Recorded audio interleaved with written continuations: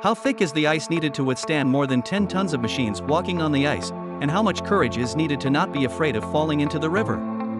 This is Alaska, and it's February in a blink of an eye. Normally, this is the coldest time of year, but this year it was not as cold as usual.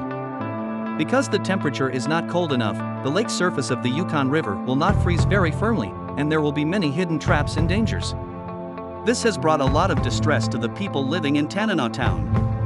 Stan, who is in his 60s, is going to do a big job recently. He is called to his home by Pat and wants to entrust him with a dangerous job. The road to Tanana has reached the Yukon River, and the contractor Payata will give free 400 bundles of wood felled by the road construction to the people in Tanana Town. For people who use wood for heating, this is simply a timely help.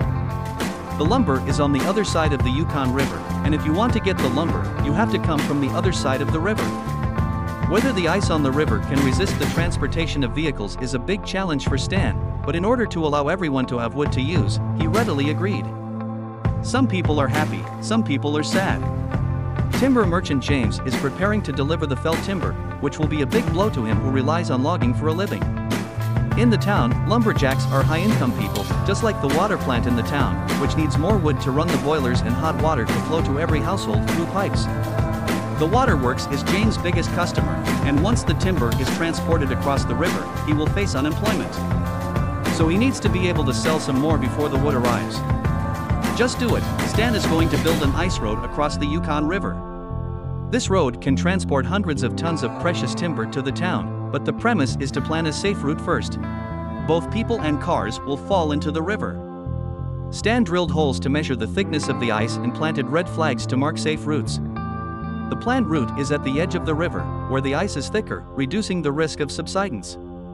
In order for the people in the town to have free wood, Stan also showed the courage he had when he was young. The real danger is that across the 800-meter river, the river water under the ice has been flowing, and the ice in the center will bend downward. There is a high possibility of collapse. Not long ago, a bulldozer accidentally fell into it in the middle of the river. The danger can be imagined. To be on the safe side, Stan found his friend Thomas, took out a rope and tied it to his arm, and handed the other end to Thomas. In case of an accident, this rope is the only life-saving straw. Everything was ready, and Stan drove to the other side of the Yukon River. Not long after driving, something happened in front of him, which made Stan's heart rise in his throat.